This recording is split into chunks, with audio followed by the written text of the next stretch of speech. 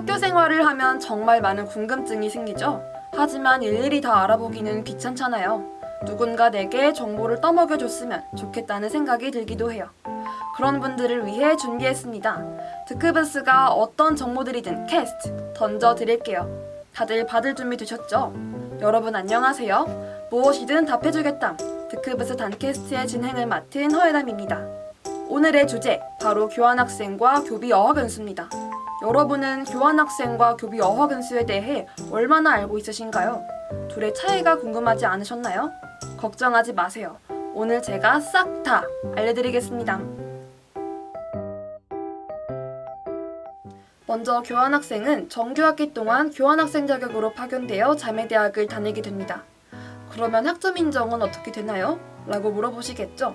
교환학생은 자매대학 취득학점에 대하여 주임교수 승인 등을 거쳐 본교 전공 및 자유선택 교과목으로 인정됩니다. 등록금 또한 자매대학에 지불하지 않고 단국대학교에 지불하면 돼요. 다음으로 교비 어학연수를 설명해 드리겠습니다. 교비 어학연수는 방학 중 자매대학 부설 어학교육기관 현지에서 어학과정을 이수하고 학점을 인정받는 프로그램입니다. 교비 어학연수의 특징은 교환학생과 달리 방학에만 다녀올 수 있다는 거죠. 교비 어학연수는 장학금 제도도 있어 성적이 좋은 학우라면 장학금을 받고 다녀올 수 있겠죠. 자, 이제 지원 자격을 알아볼까요? 교환학생 지원 자격으로는 2에서 7학기 재학생 및 휴학생입니다. 편입생의 경우 본교에서 1학기를 이수 완료한 학우만 지원이 가능하죠. 또 중요한 건 성적인데요. 직전 학기 혹은 전체 학기 평점이 평균 3.0 이상인 학우여야 합니다. 그리고 이건 자매대학 바이 자매대학인데요. 자매대학에서 요구하는 공익어학 성적을 충족하여야만 해당 대학으로 지원이 가능합니다. 다음으로 교비 어학연수 지원 자격으로는 선발학기 기준 2에서 7학기 재학생입니다. 휴학생 및 8학기 재학생 지원 불가라고 해요. 편입생의 경우 본교 재학 두 번째 학기부터 지원이 가능합니다. 그리고 직전 학기 12학점 이상을 취득해야 한다는 점 잊지 마세요. 또 중요한 점, 재학기간 중 국제교류 프로그램에 참가한 적이 없어야 합니다. 교환학생이나 해외 인턴십 같은 것들이요. 더 자세한 내용은 포털의 국제공지를 확인하시면 됩니다. 그리고 여러분, 교환학생과 교비 어학연수엔 가산점 제도도 있다는 사실 알고 있으셨나요? 학교 공헌활동을 한다면 가산점을 받을 수 있답니다. 성적 말고 다른 방법으로 합격 가능성을 높이고 싶은 학우분이 계신다면 이런 활동에도 집중해보는 건 어떨까요?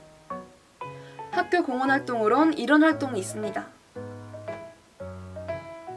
여기 우리 담배방송도 있는 거 보이시나요? 방송국 활동은 학교 생활도 알차게 보낼 수 있고 가산점도 받을 수 있으니 관심 있는 분은 소속국원 모집 시에 지원해보면 좋겠죠? 교환학생은 주로 3월 초에 선발하여 8월에서 1월 중 파견이 되고 9월 초에 선발이 되면 1월에서 7월 중 파견이 된답니다. 교비 어학연수는 3월 말과 9월 말에 선발하여 학예방학과 동계방학 중에 파견합니다. 교환학생으로 갈 수 있는 대학 중 영어권 대학은 대표적으로 이렇게 있고 중어권과 일어권, 기타 언어권은 이렇게 있습니다. 교비 어학연수로 갈 수 있는 대학 중 영어권 대학은 대표적으로 이렇게 있고요. 중어권 대학과 일어권 대학은 이렇게 있습니다. 그런데 저는 실제로 교환학생이나 교비 어학연수를 가보지 않아서 꿀팁은 자세하게는 모르거든요. 그래서 실제로 다녀온 제 선배님께 한번 꿀팁 전수를 받아보겠습니다. 지금부터 전화 연결을 해볼게요. 여보세요? 안녕하세요. 안녕하세요. 자기소개 부탁합니다. 네, 저는 단국대학교 스페인 중남미학과 2학번 마오성이라고 합니다. 현재 4학년이며 무역학과 복수 전공하고 있습니다. 아, 네. 오늘 시간 내주셔서 감사합니다. 우선 첫 번째 질문을 드리기 전에 교환학생과 교비 어학연수 중 어떤 걸로 다녀오셨나요? 저는 교환학생을 다녀왔습니다.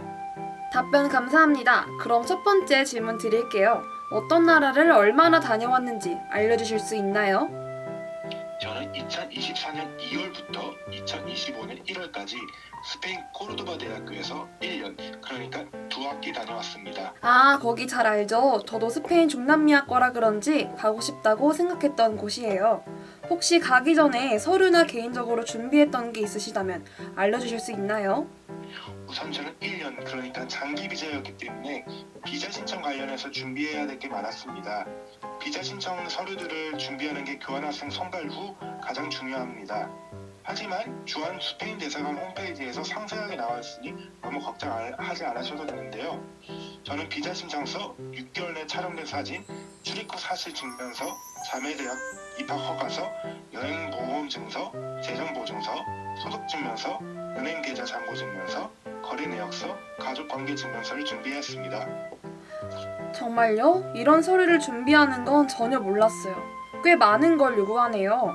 혹시 교환학생 도중 생긴 특별한 에피소드가 있으실까요? 교환학생 중 기억에 남고 특별한 에피소드는 많은데요. 그 중에서 2가지를 말하자면 지역 축제 기간과 유럽 패키지 여행 기간이 가장 기억에 남습니다. 제가 살던 코르도바는 페리아라는 지역 축제가 열흘 정도 열리는데요. 열흘 동안 무제한적으로 놀 수 있었습니다. 코르도바에는 또한 에라스무스 패밀리라는 지역 커뮤니티가 있었는데 갑상갑의 유럽 6개국을 여행 다니며 멕시코 친구들과 추억을 쌓을 수 있었습니다. 이야기를 들으니 저도 빨리 가고 싶네요. 그러면 교환학생 동안 학점 인정은 어떻게 되셨나요? 저는 부끄럽게도 학점 인정을 많이 받지 못했습니다. 1년 동안 6학점 정도를 인정받았는데요. 보통 교환학생 가면 한 학기에 2과목, 진짜 많이 들으면 한 학기에 4과목 정도 수강합니다. 원어 수업이라 어렵기도 하고 한국에서 학점 받을 수 있는 과목이 한정적이기 때문이죠. 제 주변 교환학생들에게 물어보니까 보통 한 학기 다녀오면 6학점, 2학기 다녀오면 10학점 전후로 인정받는 것 같습니다. 그런 식으로 인정되는군요. 이해가 확 됐습니다. 혹시 민감한 질문일 수도 있지만 조심스럽게 여쭤봅니다. 혹시 교환학생 파견 동안 비용은 얼마나 들었을까요? 저는 여행 비용과 문화 비용까지 포함해서 넉넉하게 한 달에 140만 원 정도로 썼습니다. 유럽은 외식 물가가 한국에 비해 비싸고 교환학생 기간에 여행을 많이 다녔기 때문에 그 정도 사용한 것 같습니다. 하지만 환율은 상황에 따라 워낙 유동적이고 여행 비용과 생활 비용은 본인 사용 나름이라고 생각합니다. 그렇지만 유럽에서 교환학생을 하고 싶다면 적어도 한 달에 100만 원 정도는 필요하다고 말씀드리고 싶습니다. 네, 정성스러운 답변 감사합니다. 다음 질문 드릴게요. 교환학생을 가야겠다고 생각한 계기가 있으실까요? 우선 저는 대학교 2학년 때 학교에서 배웠던 스페인어를 실질적으로 사용하기 위해 교비어 어학연수를 한 달 동안 갔습니다. 교비어 어학연수 과정에서 스페인어와 스페인이라는 나라가 더욱 매력적으로 느껴졌고 교비어 어학연수 과정에서 여행을 한번 갔던 코르도바 지역에 매우 인상 깊었습니다. 그렇게 이듬해 코르도바로 교환학생을 가게 되었습니다. 그런 계기가 있으셨군요. 그럼 마지막으로 교환학생이나 교비 어학연수를 준비하고 있는 분들에게 꼭 알아야 하는 꿀팁 알려주실 수 있나요?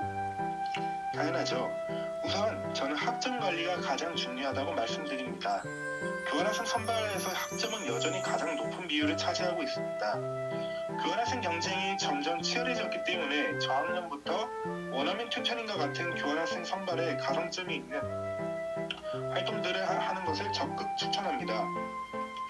마지막으로 본인이 가고 싶은 나라를 어느 정도 정해놓고 그 나라와 그 언어를 사용한다면 자연스럽게 합격 확률이 올라간다는 것을 당부하고 싶습니다. 너무 유용한 꿀팁인데요. 오늘 소중한 경험 공유해주셔서 정말 뜻깊은 시간이었습니다. 인터뷰에 응해주셔서 감사합니다.